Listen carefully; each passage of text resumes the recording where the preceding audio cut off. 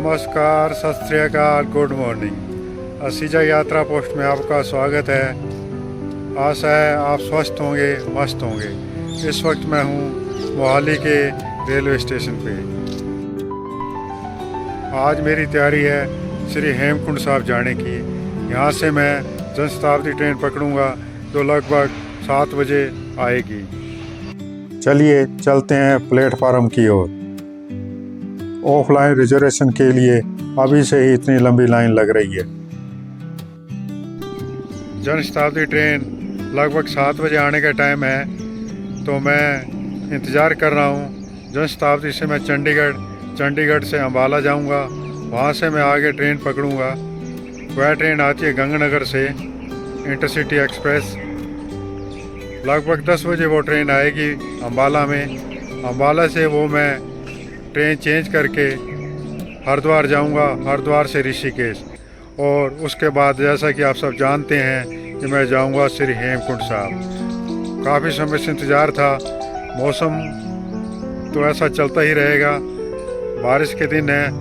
मैं काफ़ी समय से सोच रहा था, लेकिन बारिश की वजह से होने से, बीच में यात्रा बंद होने की वजह से मैं तैयारी नहीं कर पाया, मन नहीं बन पाया। अब मैं जा रहा हूँ आज ऋषिकेश, और कल जाऊंगा गोविंद घाट, उसके बाद आगे धाम और श्री हेमकुंड साहब। तो अगला हफ्ता आप मेरे साथ बने रहिए, क्योंकि लगातार मैं आपको श्री हेमकुंड साहब के बारे में जानकारी देता रहूँगा, रास्तों के बारे में जानकारी देता रहूँगा, लैंडस्लाइडिंग के बारे में जानकारी देता रहूँगा, मौसम के बारे में जानकारी देता रहूँगा। आशा है आपको यह सब पसंद आएगा। तो चलिए मेरे साथ आज अपने चलते हैं ऋषिकेश वाया चंडीगढ़ अम्बाला होते हुए। अनाउंसमेंट के अनुसार जनशताब्दी 2 नंबर प्लेटफार्म पर आ रही है, तो मैं अब प्लेटफार्म नंबर 2 पर जा रहा हूँ।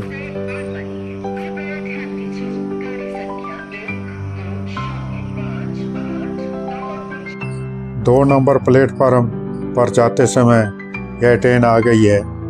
यह ट्रेन अमृतसर चंडीगढ़ एक्सप्रेस है। अमृतसर जा रही है चंडीगढ़ से। हमें अब दूसरी साइड जाना है।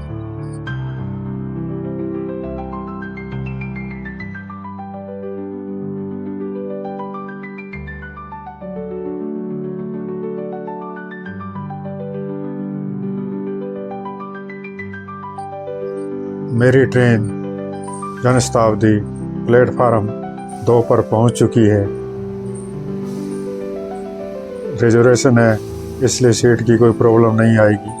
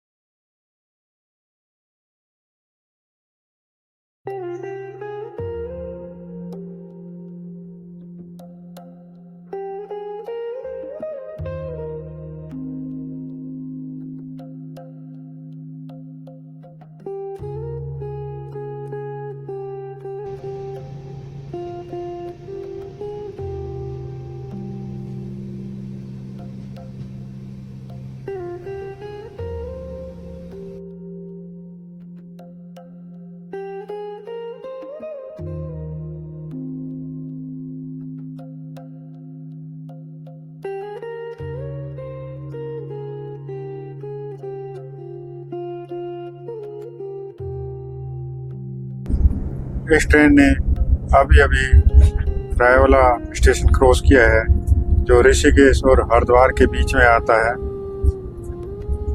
रायवाला स्टेशन क्रॉस करने पर मेरे मन में विचार आया कि आपसे कुछ गुफ्तगू कर ली जाए। चंडीगढ़ से ऋषिकेश कैसा पहुंचे जाए, इसके बारे में अपने विचार करते हैं। चंडीगढ़ से 2 ट्रेनें आती हैं।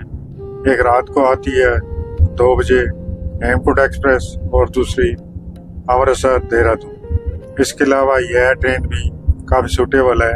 सुबह आप जन शताब्दी में बैठो 10:30 बजे अम्बाला कैंट से इस ट्रेन को कैच कर सकते हो और लगभग 3 बजे ऋषिकेश पहुंच सकते हो। अगर आप अमृतसर देहरादून एक्सप्रेस से आते हो तो आप हरिद्वार न उतरें बल्कि राय वाले स्टेशन पर उतरें, वो ऋषिकेश के नज़दीक है।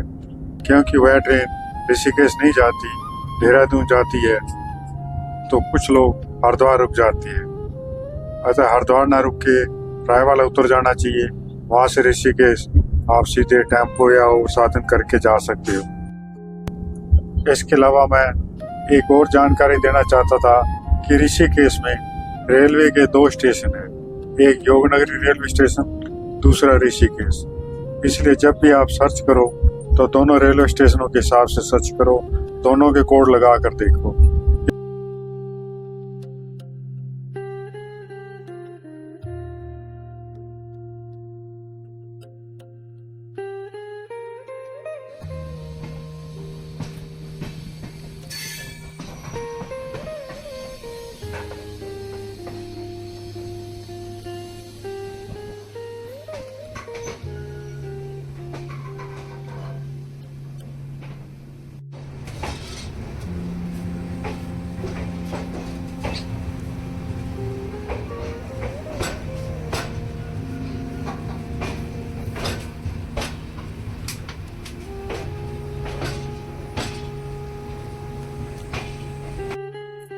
हम 2:30 पर ऋषिकेश पहुंच गए हैं।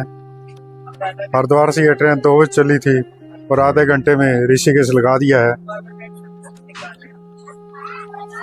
आप स्वयं देख सकते हो ऋषिकेश। यह रेलवे का पुराना ऋषिकेश स्टेशन है। नया रेलवे स्टेशन जैसा मैंने पहले बताया है वह योगनगरी ऋषिकेश है। अब यहाँ से ऑटो करके हम गुरुद्वारा ऋषिकेश साहब जाएंगे, वहाँ से आगे कल रवानगी लेंगे। दरमादे ठाडे दरबार, तुझ बिन सुरत करे को मेरी, दर्शन दीजिए खोल किवार। वाहिगुरु ने किवार खोल हमें दर्शन दे दिए। हम गुरुद्वारा साहब पहुँच गए। सबसे पहले कमरे की बुकिंग करवाई और उसके बाद कमरे की ओर आगे बढ़े। साथियों, ऋषिकेश गुरुद्वारे में इस बार मैंने एसी कमरा ना लेके जनरल कमरा लिया है। जो सामने आप गुरु नानक निवास देख रहे हैं, यहाँ पे मैंने कमरा लिया है। मौसम काफ़ी अच्छा है, एसी की कोई आवश्यकता नहीं है।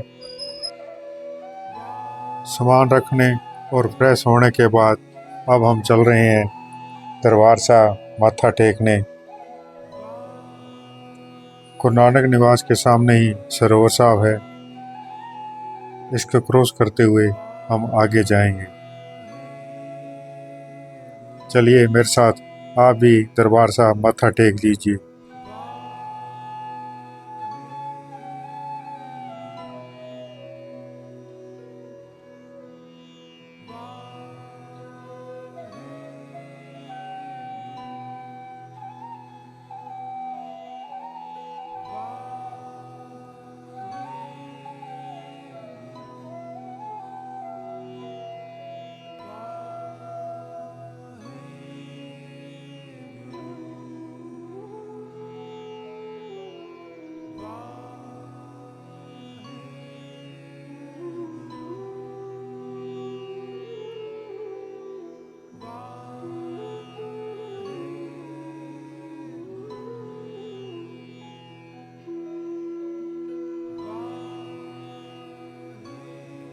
दरबार साहब माथा टेकने के बाद हम बाहर आ गए तो अचानक याद आया कि रजिस्ट्रेशन नहीं कराया, तो हम रजिस्ट्रेशन की ओर चल पड़े।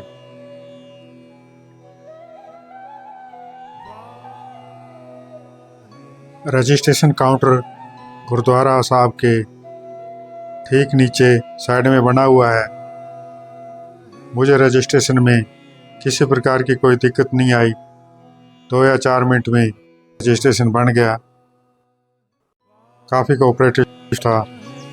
रजिस्ट्रेशन के लिए आधार कार्ड होना ज़रूरी है। जब भी आप गुरुद्वारा ऋषिकेश साहब में आते होंगे तो यह स्टैचू, यह स्मारक आप ज़रूर देखते होंगे। यह भाई कन्हैया जी की है, जिन्होंने 1704 के युद्ध में दुश्मन सेना या मित्र सेना सभी को समान रूप मान, गुरु का रूप मान सभी को पानी पिलाया था। उन्होंने दुश्मन या मित्र में कोई भेद नहीं किया।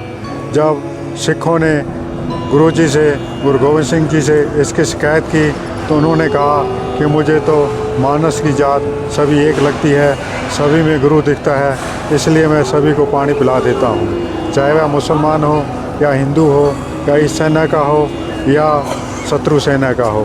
तब गुरुजी ने मुस्कुराते हुए उन्होंने कहा कि केवल इस सिख ने ही मेरी बात को समझा है।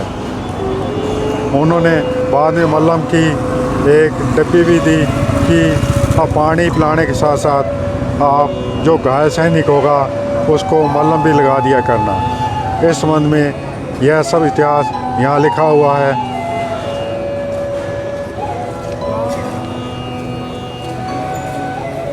मैं सिख हूँ, मैं नफ़रत में यकीन नहीं करता, क्योंकि मेरी प्रार्थना में हर रोज़ सरबत का भला मांगा जाता है और मेरी परंपरा तो युद्ध के मैदान में दुश्मन को भी पानी पिलाने की है।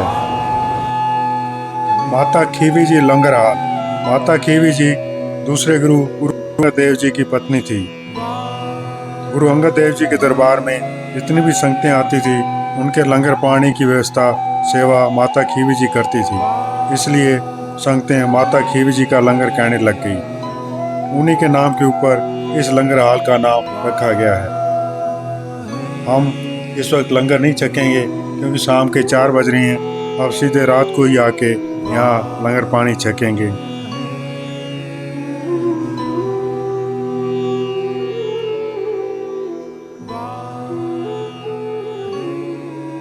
लंगर हाल में संगतें कम ही हैं। हम लंगर छक बाहर आ गए। गुरु घर में भी संगतें कम हैं आज। बैसाखी के मौके पे जब मैं आया था तब और संगत काफ़ी थी। सिख धर्म के अलावा दूसरी संगत भी काफ़ी आई हुई थी। इस बार वो भी नहीं दिखाई दे रही। आज का व्लॉग यहीं समाप्त करते हैं। सुबह जल्दी जाना है, 4 बजे बस है अपनी। आशा है आपको यह पसंद आया होगा।